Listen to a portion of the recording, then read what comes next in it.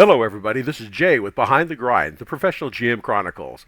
I want to welcome you to our program today, and we are really lucky enough to have with us a very seasoned and experienced professional game master, Rollin Frank, who's going to be joining us and talking to us on different angles of his professional gaming career and how it's worked for him, and trying to give us some insights on how we can make things better. Rollin, you want to say hi to everybody real quick? Hello, everybody. As I mentioned, Roland's got well over 1,000 games under his belt, and he's been doing this for a couple of years. You can find his profile on Start Playing Games, and we'll also make sure we include other links to his projects on the bottom to include his profile. But we're just very blessed. Roland, if you would mind, just take a little bit of time and tell us about yourself. Yes, hello. First of all, thank you for having me and reaching out and having me join you. My name is Rollin, and I'm actually named after my father's Dungeons and Dragons character. Uh, That's so awesome. I was actually kind of born into this nerd life. I didn't really kind of get a choice. Nerd life chose me. So actually, when I was like 9, that's when I started playing D&D with my dad. It was second edition Advanced Dungeons and Dragons. And I mean, admittedly, I was 9, so how much I was playing actually and how much I was just there being entertained, just so that way I stopped being a pest is, debatable. But yeah, no, I started doing that real young and started running my own games in like junior high, high school. Started gaming clubs in high school and in college, but not just tabletop games. But as you can see, I have board games of all kinds. So always been kind of a gamer of one way or another, and I about 3 years ago, maybe 4 years ago now, started doing this professionally because as a lot of you know, sometimes it is hard to find a GM to run games on your table, and I kind of became the designated forever GM in my group. And over time, eventually, like life gets in the way, people move, and then your friends list starts to dwindle, and I'm like, man, I really need to play D&D. And capitalism has instilled it into me that I can't have any hobbies unless they are paying me. So I started doing like, I'll just do it on the side just so that way I can get my fix. And then one thing led to another. Dude, it sounds like the timing is excellent. That's awesome. Yeah. Well, okay, so it sounds like your dad got this into you, got you started. But when did you start Yeah. becoming a game master? So I honestly, in a smaller sense, I started when I was in elementary school. Okay. Um, but it wasn't like D&D proper. It was like uh I took the lead in the playing pretend on the playground kind of thing, where we would, you know, uh I remember in elementary school, Power Rangers were a big thing. So, of course, on the playground in elementary school, sure, we were all playgrounds, but Power Rangers. But then I would decide, like, oh, we're going to be fighting these guys or whatever. And I would kind of end up leading the storytelling in that aspect, um, kind of on the playground. But as like an actual, like, TTRPG standpoint, it probably would have been like junior high when I actually started like doing it with dice and sitting around a table and doing all that stuff. When I had friends who would actually come over and kind of get the concept a little bit more, because not a lot of elementary school age kids, they want to be more active with it. And so Right. that's uh, what we did. Well, I was gonna imagine at elementary school, your games couldn't have been very involved or in depth. I mean, even Oh, at no, junior high, it had to been a no, struggle to no, no, no. have story content. How old Yeah, do you think you were very before you surface started level, getting? very. How old do you think you were before you started getting more comfortable with running your games? Uh, Probably not until high school. Okay, Um, fair. and yeah, because like in junior high, uh, a lot of what I did was just retelling of my favorite games that I've already played. Uh, Basically, TTRPG fan fictions, if you will, because it would just be like, oh, I'm going to have you guys do the Ocarina of Time, but it's not going to be Zelda or Link. It's going to be you guys and, just kind of like twist everything, but it's basically just a carbon copy of some other game that I already knew. And it wasn't until high school that I started adding my own, I guess, kind of twists to things. And I mean, at first it started with more of the same, of where it, like I take this idea from this game or movie or show, and then this, and then I twist it and change it, and then kind of like Frankenstein it into its own thing. Hmm. Um, and in junior high, I started doing theater. Um, so that's when I started doing like improv and things like that. A lot of yes anding. And so after a few years of doing that in junior high, by the time I got into high school and was still doing theater, then that's when I felt a little bit more comfortable with like not using ideas that I've seen elsewhere and being able to just do what kind of comes to my head a little bit more. So. Very cool. Um, so looking back over the span of when you were first running games for your friends, and you've been Mm. doing your professional games, what games have been the most memorable to you, and why do they stand out to you? So, the most memorable games that I have are this kind of saga that I'm actually doing currently. Okay. When I first started running games professionally, I wanted to do this huge kind of story and do something that I couldn't tell with just one party or one campaign. So I actually had six different campaigns going that were going on in the same world that kind of affected each other and played off of each other. And at first, I didn't tell them that. I had them all in the same server and they kind of communicated. But it wasn't until I did like what I called crossover week, where I had people from this group and this group and this group join together and just do a bunch of like one shots that were related to their individual campaigns a little bit and started tying things together. That's an awesome idea. Uh, and then they kind of learned that, hey, we're kind of working against the same kind of big bads that are kind of working with your same kind of big bads. And that it, of course, ended with a big, huge Avengers Assemble kind of battle at the end, where they fought the big bad guy. And then, then the big bad guy was defeated, and then consequences of your actions happen. The world kind of comes to an end, but is also kind of saved. Uh, and then I did season two, where it kind of played off of that. The first season of it, though, was definitely the best because, like, I started it off with them not realizing that's where I was going with it. But of course, now cat's out of the bag. Like, okay, this is going on, and they're all tied in together. So it doesn't have the same kind of like surprise factor on such a big scale because everybody knows that something probably has to do with something.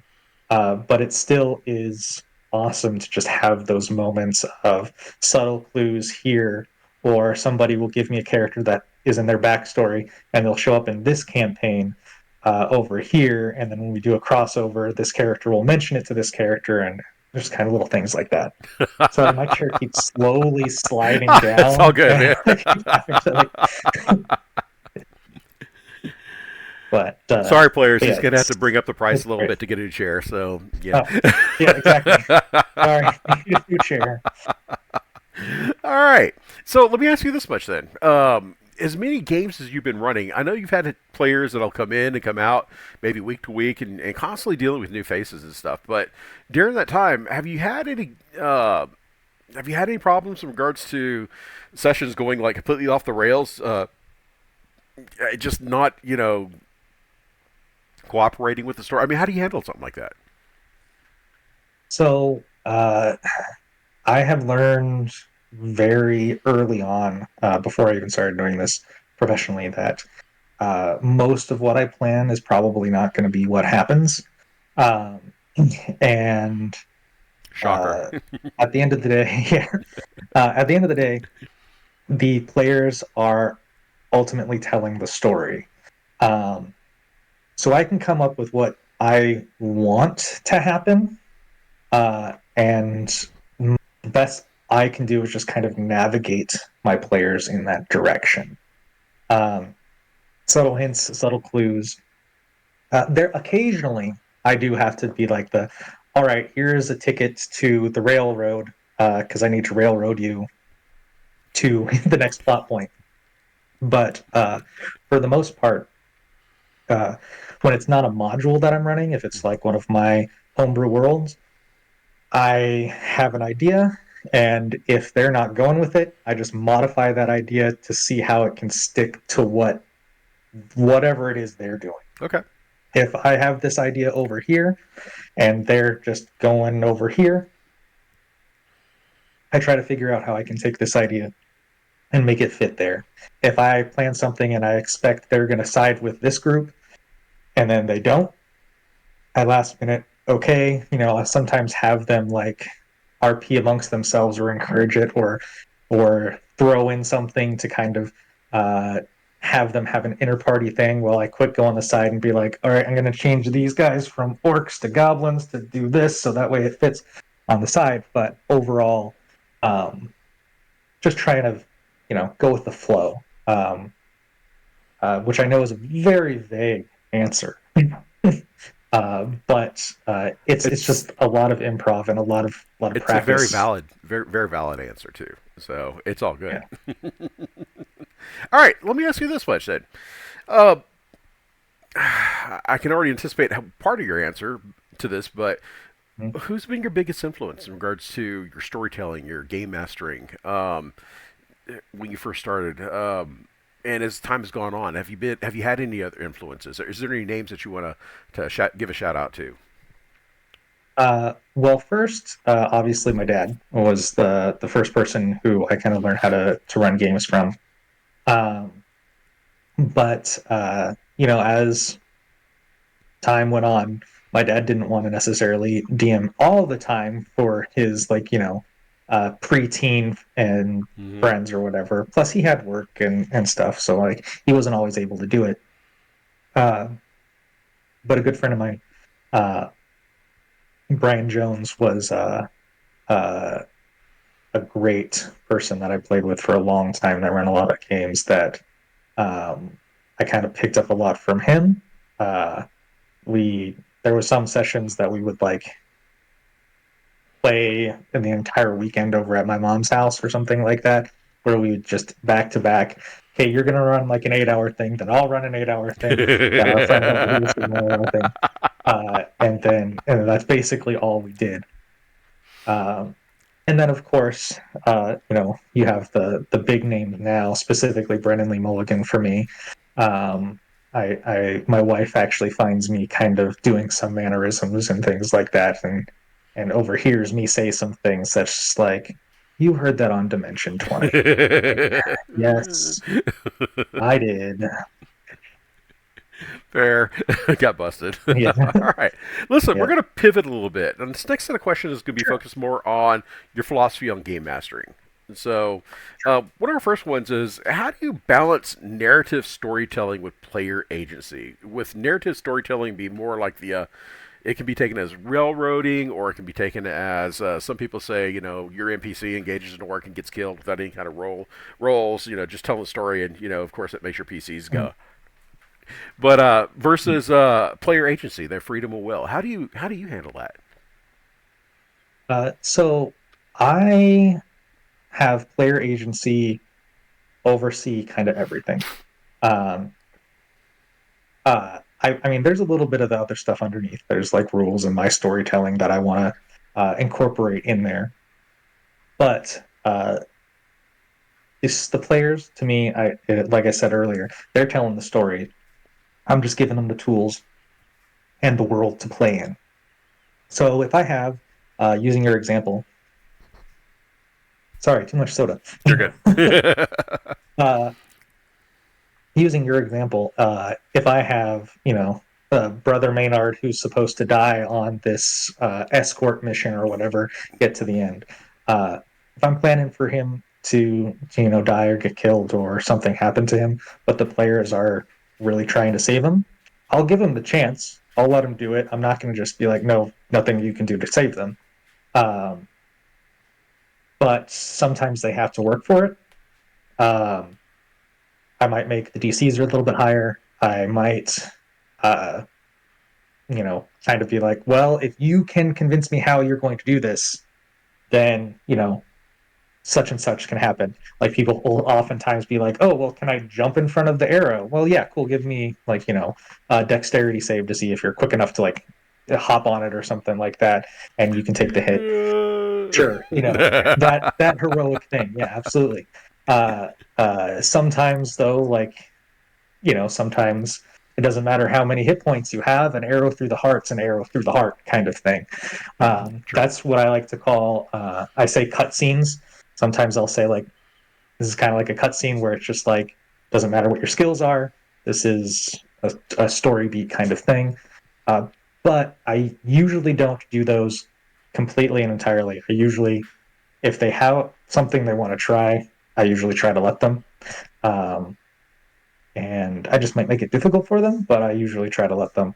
And then sometimes that requires me to think on my feet real quick and be like, okay, well, this character was supposed to be dead, and they might have the answers to this next thing, but I don't want to know, and things will have to change, which will then revert back to things going off the rails um, from before. So I might be like, oh well, if I don't want to just spoon feed the players the answer or something, maybe he didn't die, but he's really hurt right now, so he can't talk to you and tell you what the answer is. Like, so you still have to do this other big fight without him or whatever.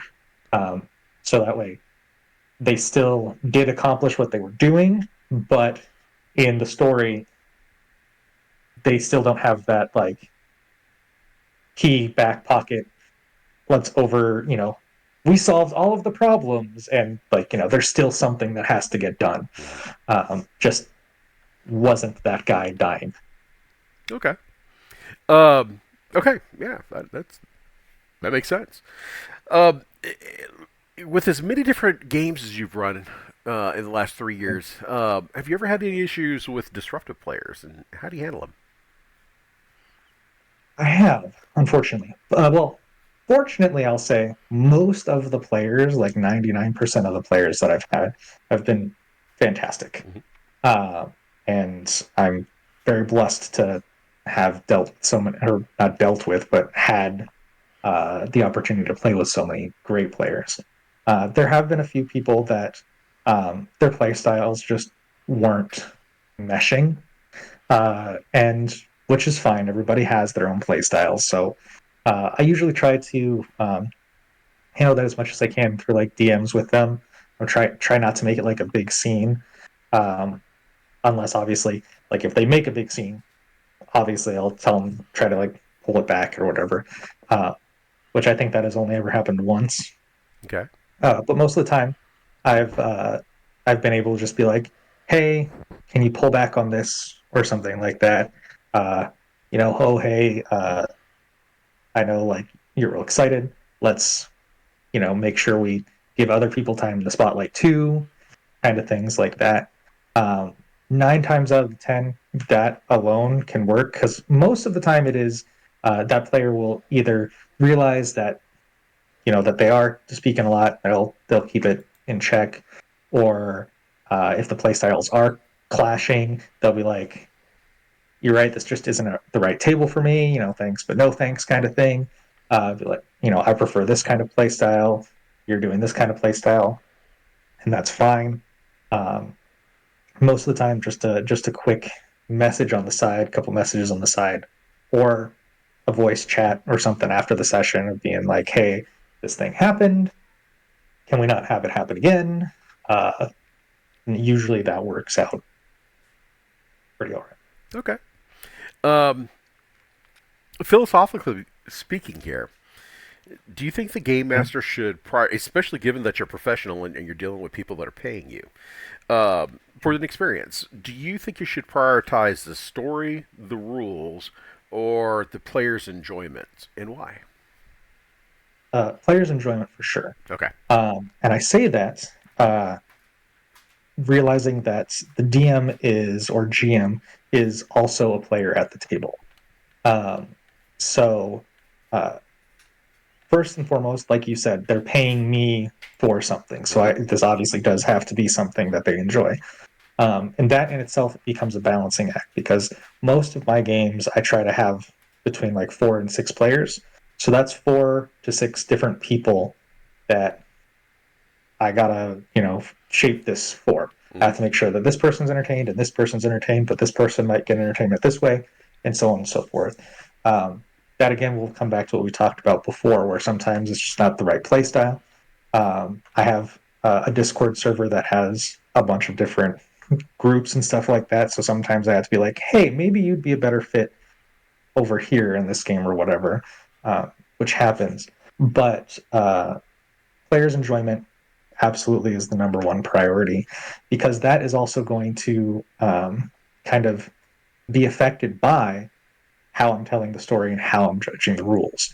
If if I focus on one of those more, then that's going to affect the player enjoyment. But some people like rules as written a lot. They're just like, this is how the spell is written, this is how it works. Some people are like, well, it doesn't say I can't do this, so can I do this? Which I am fine with, And so that's kind of bending the rules a little bit, kind of to fit the player enjoyment. I'm not going to try to mash the player's enjoyment into the rules. I'm going to do it the other way around. Same with the story. If I have a story that I want to tell, I can try to tell it, but if it's something that they don't care about, I'm not going to force it upon them because then they're not enjoying it. Then if they're not enjoying it, I'm not enjoying it. And then the story is just rubbish and no one's having a good time. And then that's the end of that. So players' enjoyment is key. And then that kind of affects the other things and how much I care about those things. There have been some sessions that I've run that were all combat because that's what the players wanted to do. And we just did a whole bunch of combat. And there have been some sessions that I've run where we rolled dice 3 times and the rest of it was just like us RPing and just doing just whatever because that's what the players wanted to do. And so that's what's important. Okay, so it kind of leads us into the next question then. How do you create a sense of immersion for your players? So I personally try to, when I have NPCs, try to use voices to differentiate them. Admittedly, I got like the same like half dozen voices, but I just try to have those characters kind of rotate through. I'm working on it. But I also have on my virtual tabletop, I use Foundry. I have background music and sometimes sound effects. Um, I On that I actually have it set up so that way when it's a character's turn, a specific song will play for them. So that way they have like their own theme song, and it kind of also gets people a little bit more engaged because it's like, oh, it's my turn because this music is That's a going or great whatever. idea. Uh, yeah, and I like with the I have a Pokemon game actually that I run that I have it set up so every time it's the start of one of the Pokemon's turn, it plays their cry from the Game Boy sound or whatever. So it just has adds that little level of immersion. Um, but I also make custom tokens and character art for my NPCs. And now I know this is going to be a thing, but I do sometimes use AI to generate this art and stuff like that. Um, on that note, support your local artists; they're real artists.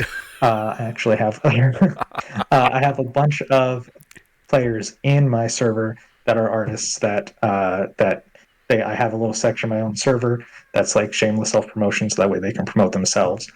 But when I'm running 12 to 16 games a week, I unfortunately can't afford to commission everything. So I'll like batch do some stuff so that way I can have, 5 goblins that you're fighting, and they don't exactly all look the same. They look slightly different, and so different little tokens for that. So I try to make it so that way it's not just like cardboard cutout of D&D Beyond Goblin Hmm. 7 times. It's just this is kind of a quick little AI generated goblin. That's a generated goblin, but they're all slightly different. Okay. That definitely works. Okay, so the next question is this, and this is going to be the most controversial question you're going to run into.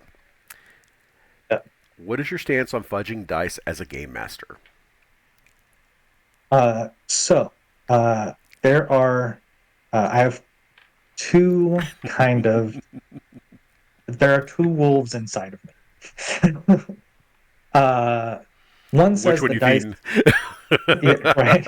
Yeah, and honestly, to this is going to be the most on the fence answer, but it depends on the player that I'm playing with and the situation. For example, and this is a very good example because it happened very recently. I have one player who is what is known as a chaos gremlin. Uh, that they are okay with whatever happens to their character. So when they were doing death saves and they had one fail and then they rolled another death save and it was a nat one, which counts as two death saves, and it was like really on early in the combat, their character is dead.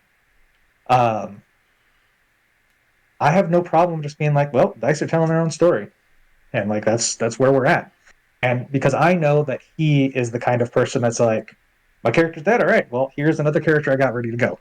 You know, um, if I have a player who really loves their character and is really into it, uh, sometimes I will. Well, I might not fudge the roll. I might fudge the result. Whereas, like, oh, hey, you're dying. This patron is reaching out to you to offer this like little extra chance. Uh, and if there's been a couple of times where a player has had the worst night with rolls, where they're like, they've had 5 turns, miss, miss, miss, miss, miss. They finally get a hit, minimal damage. And I'm like, maybe they're just not resistant to that damage type this time because I don't want it to be 0, you know? So, like, you have to balance again their enjoyment for the rules. If they're the kind of person that, is down for the dice deciding what's going on, then the dice decide what's going on. Don't fudge anything. If there's somebody who's here for a story, and the story comes over what the dice are, and you can kind of fall forward if they're having bad rolls, instead of just being like, well, sucks. Like that's just how it is. Um, which on that, I don't know if you have a section for this, but because I mentioned death saves, um, do I have an opportunity to talk about some homebrew things I do, or can that be cut somewhere later? Yeah, We'll circle absolutely. back We're to at that. the end of this thing. We'll talk about anything that you want to talk Okay, about. And if you want to talk about that, I'm we'll totally circle good with back to that. that. So, yeah, that's a great idea. So All right. pin that in there. Okay, very cool. We're getting ready to switch over to the next part, which we're talking about crafting worlds and narratives. But before we do that, I just want to let all the viewers out there know the gods demand an offer. Offer a like, spread the word, and subscribe. All right. So, in crafting of worlds, how do you approach your world building for your campaigns? Do you do the top down or bottom up? Top down being we've got a map in front of us and we're going to start here, or is it bottom up of okay, we're in a village here and we're kind of expanding out our world? What's your approach to that? Uh, a little bit of column A and a little bit of column B. Okay. Again, the most on the fence thing I do. So with my world, I have created the world. Usually it's just a continent, but it's like this kingdom's over here, this kingdom's over here, this kingdom's over here, so on and so forth. Here are the capital, here are some cities. Uh, but then I really don't delve into deep onto what's going on in those cities. I just have those cities are kind of there. And then I'll think, okay, I'll get the people's backstories of like uh, what kind of background they have, what kind of city they come from. That way I can kind of figure out where in the world that would be. If they're like, oh, I want to come from, this place the scum and villainy all live. Okay, cool. We're gonna go over here because this is gonna be near where this character's backstory is. And then I have this city that they start out with, and then I start from there, and then kind of branch off from there of like, oh, if somebody needs escorted to another town, I'll look on the map. Okay, here's a town. Why would this person need to take something here? Oh, because this town has this going on. Then I'll start blooming off over there. So I have like an overworld view, but it's very kind of fill in the blank. Okay. And then it's like a Mad Libs map, basically, where I have the map, but then I let the story and the players kind of fill in what's going on where as I go. Okay. So when you have as many players as you do, they've got their own backstories. How do you incorporate those backstories into your game? Especially knowing that So they may not be here next week, type of deal, and stuff like that. So yeah, it definitely complicates things, I would think. yeah. So usually what I do is if I have a new player, I take their backstory in mind and I try to start sewing a little bit in, but I don't make it a huge thing until they've showed up a few times, Okay. just so that way I know that they're going to be a recurring person and the other party members don't also invest into this plot that just disappears after three Yes. sessions, which has happened before. And that's fine. Life happens. Uh, no, nothing against them or anything like that. Hmm. But at first, it's just little bits. Like if they have an NPC in their backstory, they'll show up. Uh, but then once things start going, I'll notice, this player interacts with this player well. Maybe I'll pick something from that character's backstory that can tie to this NPC and this character's backstory. Um, just little seeds. If this person had a criminal underground thing, and this person's background is, their parents were killed in an alleyway when they were kids, and something happened. Maybe this gang had something to do with that. Just to kind of like tie them in, just a little bit. Um, just very loose stuff because I don't want to like I I really don't like the trope of just like, oh, what are the chances that the six of us have this one same common thing? Like I have it be kind of loose, but enough for there to be a little pull there. That maybe after this side quest and this side quest, it eventually kind of connects. Um, so try to weave it in slowly. Okay. That makes sense. All right. We're going to do it about face now. We're going to go into pro GM questions. So these are questions that guys like me have always wanted to ask guys like you questions. And I Yeah. got these questions from different guys and stuff like that. And these are some pretty good ones. So first question I got is, what does the life of a pro GM look like? So a lot of it uh, is a lot of prep, a lot more reading than I would like to do, honestly, but a lot of reading and uh, playing video games. Surprisingly, Okay. uh, um, and also like listening to my wife talk about the books that she reads and the stories that she uh, she watches, uh, because I get a lot of influence off of other media, whether Okay. it's the video games I'm playing, the books my wife is reading, or shows that she is watching, or shows that I'm watching, or whatever. Um, a lot of things like that can spark something like I like this idea for a character. I want to put something like that in there. I like this idea for an arc. I like to put that in there. Um, but a lot of reading of backstories and tying things together. Okay. Um, I try to. I'm sure this will probably be something you touch on later, but I try to do all my prepping in like one or two sittings for the week. Um, Instead of this day I do a little bit, this day I do a little bit, this day I just kind of do it all at once. And So that way, for the rest of the week, I just had to worry about running the games. How many games are you Um, running a week? so right now, I'm at 12. Ideally, Gosh. uh, ideally I'd be at 15, but we are doing what I've been calling the winter drought. This time of year is when more people are doing other stuff, and their schedules change, and uh, so it kind of falls back a little bit right now. But yeah, usually right now I'm sitting at 12 games a week, um, and I'm trying to get back up to 15. Okay. So if you guys want to play, come play. I say, guys, this is where we're bringing them to y'all. Hey, it's a good thing. Yeah. Okay, so running 12 to 15 games a week and stuff like that, what kind of challenges do you face? I mean, when do you have time for you? Because I know that your hours have got to be more evening hours, and you know, it's going to having that many games and that much pressure. I mean, how do you deal with it?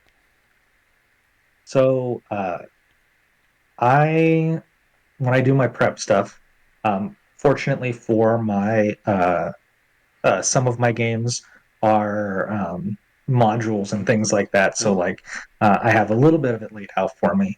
But like if I'm running two out of the Abyss campaigns, luckily I can do a lot of the prep for those like at the same time. Okay. I can combine some stuff. Um, if I'm making a map of like a tavern, I try to make it uh, reusable. That like I try to make it so that way, hey, if I'm using this map for this campaign and I haven't used it in another campaign, I can still use this map. It's a different place. Do as much recycling as I can. Okay.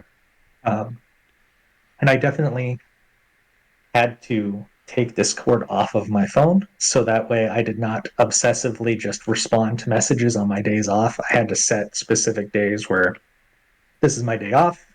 I'm not going to work on stuff. I'm not going to respond to messages because I get stuck into that hole and then I don't have a life anymore. Mm-hmm. Because that's the downside of loving what you do.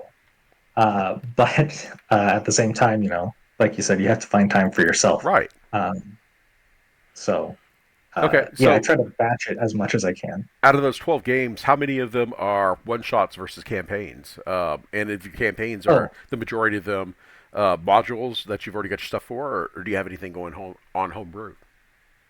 uh, absolutely every one of them are campaigns. Okay. Um, every single one. I I like one shots. They're fine and dandy and everything like that. But I'm more of a role play storyteller kind of GM. Mm-hmm. And I find with one shots, it's hard to really get into that all the time, especially if they're players that and characters that I haven't played with before. Um, so I like campaigns more. Um, and I already forgot the other half of the question. Well, um, you were talking about your campaigns. So, Oh, out of your yes, right. campaigns, how many of those Uh, are homebrews versus module type of setups? right. So right now I'm looking at so out of the 12, uh I would say probably most of them are my home or are homebrew of some way. Okay. Because four of them are in my homebrew world of Alon. And then I have two games that are like a Mass Effect setting, one game that's a Pokemon setting, one that's a space pirate, and then the rest are modules. So whatever that math ends up being. Okay. But mostly homebrew. Sorry, I've got my cat pestering me. Yeah. Trying to get her I out. assume for me it was just you reaching back into an I empty tavern, know. just I waving was an like, hand around. hey. Uh, but uh but yeah, I assumed it was a cat. All good. Okay, so with over 1,000 games under your belt as a professional GM versus your time that you had when you're running your games for your friends, do you have as much fun GMing now as you did when you're just doing it for your friends? Uh Honestly more. Okay. Uh More fun now. Um And that's because the players are more attentive and more invested than when it's just my friends hanging out. as much as I do enjoy playing with them, when the players themselves, I've found when they have a little bit of like financial stake in it, when they're paying to show up, they make sure that they show up and that they are there and they're in it. Whereas when it was playing with my friends, last minute you get the, oh man, can't make it, oh, I spaced it, or they're there and they're just messing around the whole time, which is fine. There's nothing wrong with that. But I enjoy the fact that most of the time when my players are there, they're there and they're like, there's a lot of BSing at the beginning, especially after a while. You become friends. And I've always said if I ran an actual play, it would be called Distractions and Digressions because we do a lot of that. Makes It's, sense. Okay, so all part of the game. But yeah, for the most part, they're here to play, and so I get a lot more engaged players that way. for your guys that are there to play, what are their expectations? What are they? What kind of feedback do you get from them that they're looking for? Are they looking for the sound effects, the maps? Are they looking for good story? I mean, why do they keep coming back? Uh, for me, they keep coming back for the stories, the plot, and the cliffhangers that I almost always end my sessions on. Uh, uh, I do love me some cliffhangers. Uh, but I think it's definitely the story and the characters that not just that I create, but the other players create. Um, that they kind of like form, good bonds with either the NPCs that I create or the other PCs. Um, Definitely more for the story and the plot and the character development. All the other stuff is just bells and whistles for I find myself like a lot of people do like the music that I put on in the background, or they'll sometimes be like, "Oh man, this is a cool map," but when I get feedback, it's always this was a cool story, or can't wait till next week because I need to know what happens here. It's usually around the plot of some kind that keeps, in my experience, at least what they've told me, coming back. Fair. As much as I do like making pretty maps and tokens and stuff like that, I think honestly a majority of them would be fine with me pulling out a piece of paper and being like, "All right, you're here," and and doing the John Madden thing. Um, but yeah, I think definitely the story. Very cool. Very cool. Okay, so we're going to kind of pivot now to the role of the professional GM in the online TTRPG community. Sure. So, what do you think is the biggest challenge facing game masters in the modern TTRPG community? Be it D&D, Cthulhu, whatever. What do you see out there as challenges? I think one challenge that's fortunately I haven't had it too much, but I've heard other people also talk about it. Is especially with new players, they expect everyone to have that Matt Mercer and Brennan Lee Mulligan level, um, which I would love, but honestly, I am, that's tears, uh, and which is great, and I'm great that they're uh, out there and bringing people in, but it's sometimes I've noticed a couple people get underwhelmed because it's not as super epic as that. Okay. Um, but uh, for the most part, usually after like a session or thing, I don't think it's like too big of a thing after the first like initial dip in. But I think that first like session, sometimes people can expect a lot more. You actually And bring up an interesting point in regards to I saw the Brandon Lee Mercer, the fantasy high school, the entire season and stuff like that. And it was a cool season, but what is it? And maybe this is not the place to have it. But what are some of the things that he does? That makes him so unique. I mean, that's just something to think about. His voices are great, without a doubt. Love his yeah, voices. But uh, if it's just keep in mind that he's got voice talents of his own. So he's dealing with other professional actors as well. It just yeah, it's an yeah, interesting combination there. So when yeah. Uh, exactly that. Actually, it's the fact that he is a professional actor the people that he's playing with are also professional actors. He has a team of people making professional like sets and minis Mm-hmm. and little design, professional design level stuff. Matt Mercer and all of them are all voice actors, and so they're all people that like can act and perform. And sometimes you get to a table, and well, I might have a bag full of voices, albeit a small bag, but a little bag of voices here. Yeah. Uh, uh, Over here, I might have three players that don't. And then so somebody over here might come in and they've watched, Brennan Lee Mulligan, Matt Mercer make all these voices, and they come in and they want to have everybody do it. And then it's like, if me and one other person are the only people that are making those voices and those mannerisms and stuff like that, they can sometimes be like, oh, well, you know, this isn't At degree of as disappointment. fun. I mean, I'm still enjoying myself, but it kind of like sets a high bar sometimes. Sure. Um, that is cool and a little bit, disappointing at the same time. 'Cause it's like, I want to give you that. I'm just not. You're. It's like professional athletes and college athletes kind of thing. No, totally understand that.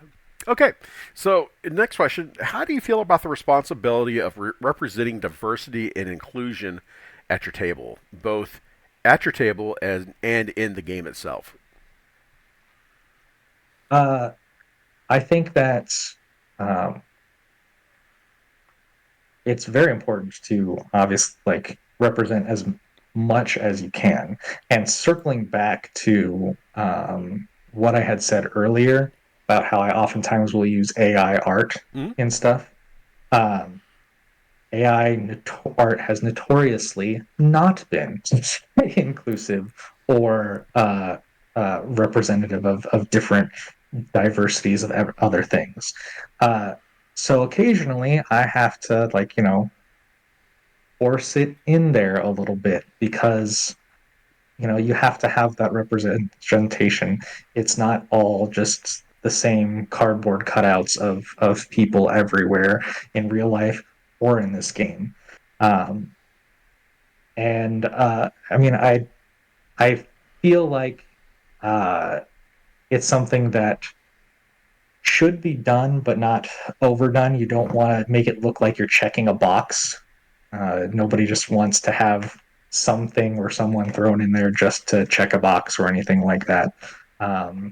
But like, if you have an artificer or something like that, I had an artificer character that they were in a wheelchair, and because they're a tinkerer, they souped up their wheelchair, and it like was super awesome and badass.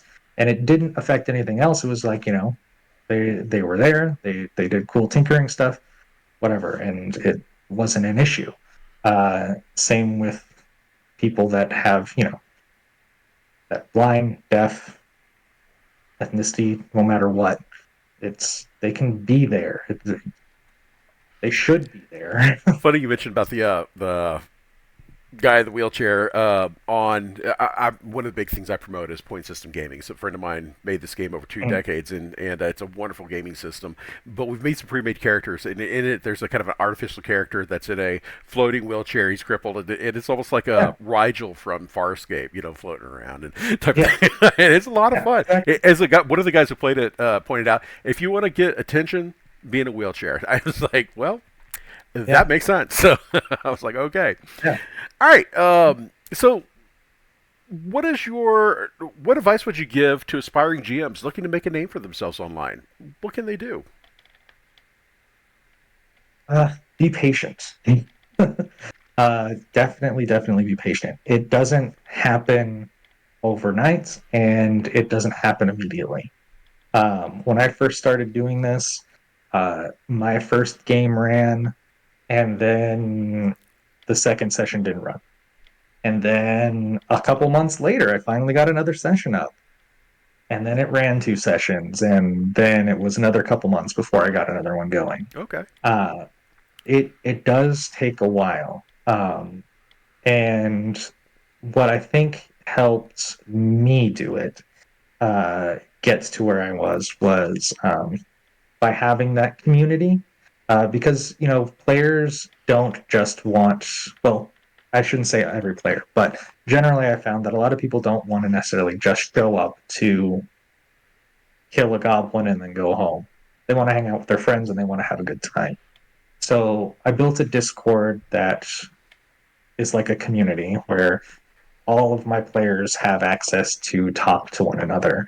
And so I just provided and made sure that they had a space where they could, you know, be friends with each other, not just my player. Mm-hmm. And I think that if you continue to just be a welcoming person and an open person uh, to people and be friendly and allow them to have a place where they can be themselves, they'll keep coming. And then if they have a friend, they might suggest themselves, or another new person will come in, and because you've made such an open and welcoming place, these other people are going to be opening and welcoming to this new person who might be super nervous. um, so I think just Absolutely. being as welcoming and understanding as you can to build a good community is probably the best thing that you could do.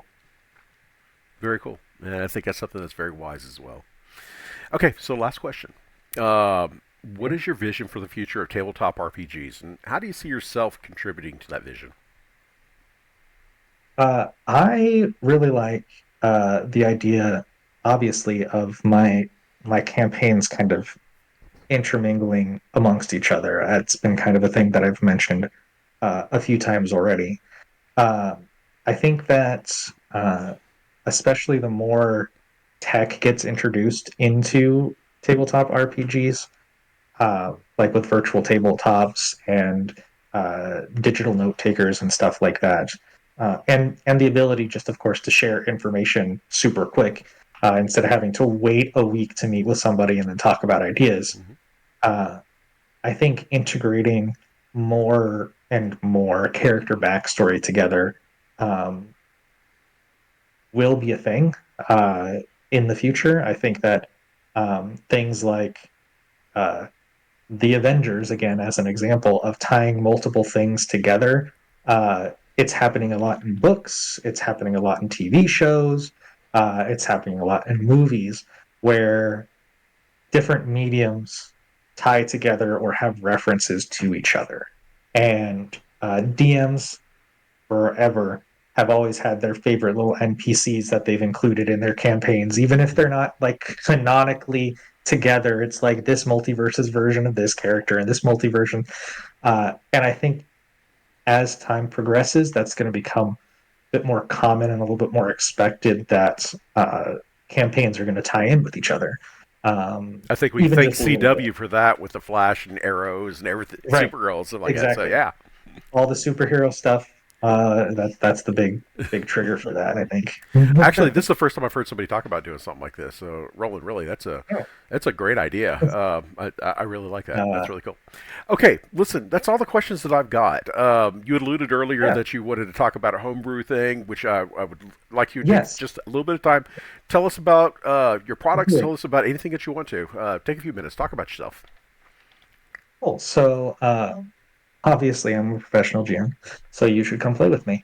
But uh, I have I've used some homebrew things, switching back to the whole rules and player enjoyment stuff. There's a lot of people that I'm going to start off with the less fun, exciting homebrew stuff, but then build up. Um, like healing potions, for example, rules as written. They're supposed to be an action to be able to drink one, but a lot of people use them as bonus actions, especially after Baldur's Gate 3. Just bonus action, take a healing potion. I like to try to play like the middle with that, and like let my players as a bonus action drink it if they want to roll the dice. But if they take a standard action to drink it, like rules is written, they get every drop of that potion out, and they assume max healing. Okay. So instead of rolling 2d4 plus 2, you get the 10 if you do it as a whole action. But you can use a bonus action and just take a quick swig, and whatever you get is whatever you get. Um, Another fun thing that I do, which is a little bit more fun and exciting, is I have my players roll death saves blind or privately, which is something that thankfully I can do on virtual tabletops. Because Uh, I found that when some players know, oh, they've rolled death saves twice and they were successful in both of them. I don't need to worry about getting them up because even if they get a one next time, they'll be fine. But if you don't know what they're rolling, there's a little bit more sense of urgency. Like your characters don't know that they're doing fine. So uh, I like players to roll the death saves either blind or privately. Blind, they don't know. I have some players who are just like, whatever happens, happens. Like I don't want to know. Just I'll roll the dice, and if I die, I die. And then some people that are just like, I need to know what's happening to my character. That's fine. It's their character. I obviously want them to know what's happening if they want to know. But either way, the rest of the party doesn't know what's happening. So the healer now has to be like, okay, this person's down. I don't know how they're doing. I need to check on them, Hmm. or I need to heal them. I need to make sure they're good. And it adds a little bit more intensity, I think, to the battle, as opposed to just being like, yeah, well, he's got two successes. He'll be all right. Just let me just kill this guy real quick. He can last one more round or whatever. Um, I also, for the players that are downed, before they roll, I have them tell me a memory that flashes before their eyes as they're dying. Uh, so this allows us to, one, give that player something to do other than just, oh, well, all right, move on, and then their turn passes.